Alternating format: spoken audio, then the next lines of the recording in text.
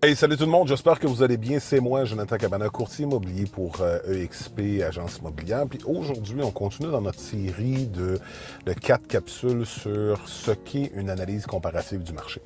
Il faut comprendre, à la base, on avait dit, la première capsule, on parlait de 4 grands critères pour pouvoir analyser une propriété, puis de se dire, cette propriété-là qu'on regarde devrait valoir vendu X montant d'argent. Et il y a 4 grands critères, comme que j'avais dit, qu'on regarde. On parlait de la localisation, donc on compare des pommes avec des pommes. On veut pas avoir de terrain qui est situé dans la ville, puis d'autres dans la campagne, parce que c'est pas les mêmes choses. Là, ça sera une pomme et un orange. La deuxième des choses qu'on avait parlé, c'est aussi de l'âge effectif. Hein, donc la désuétude et d'un objet, d'un système quelconque au fil des années qu'on a dans une propriété et comment que l'âge effectif en est impacté face à l'immobilier. Donc on avait pris un exemple, 2 propriétés de 1980, une qui est datée de 1980 avec une cuisine de 1980 puis avec une salle de bain de 1980 et une même propriété, donc même pied carré de terrain, même grande superficie habitable, même type de propriété qui, elle, aurait été rénovée l'année passée. Donc, avec un investissement de 50 000 parce qu'au-delà de 40 ans, il n'y a plus de valeur contributive d'un système. On viendrait redonner beaucoup de jeunesse à la maison, hein, on va le dire comme ça. Et à partir de ce moment-là, le 50 000 en question pourrait nous ramener à un 75 100 000. Puis là, je dis des chiffres n'importe comment, là, mais ça serait un avantage à ce moment-là de faire les rénovations. Aujourd'hui, on regarde le pied carré. Hein, le pied carré en termes de superficie habitable. Pourquoi qu'on regarde ça? Parce que c'est probablement une des choses qui coûte le plus cher sur une maison. En ce sens qu'à toutes les années, qu'est-ce qu'on vient faire? C'est qu'il y a le CCR, donc le coût de la construction résidentielle, qui sort son livre à toutes les années. Ça, c'est un livre qui est monté par des arpenteurs géomètres, des ingénieurs, des contracteurs, des courtiers immobiliers, des notaires, tous les spécialistes qui sont dans l'immobilier se rassemblent une fois par année pour construire un livre. Et ce livre-là vient nous dire quoi? A priori, vient subdiviser les propriétés en types. Donc, on a des pleins pieds, on a des maisons à étages, on a des plex, on a des condos, etc., etc. Puis, il vient nous dire qu'une construction neuve devrait valoir tant du pied carré en fonction de trois classes. Donc, la première classe qu'on regarde, c'est la première, dans le fond, catégorie qu'on regarde, ça va être le nombre de pieds carrés.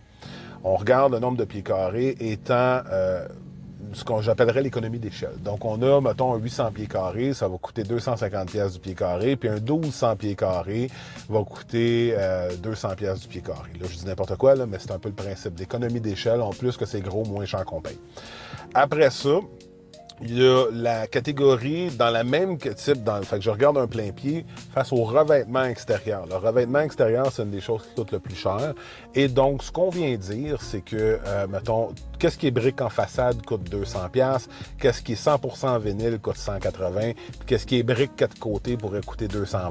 Donc, encore là, les chiffres, ça n'a aucun rapport, mais c'est juste pour vous dire, puis vous donner une idée de ce que ça peut coûter. Puis la troisième, c'est qu'on retrouve en fonction des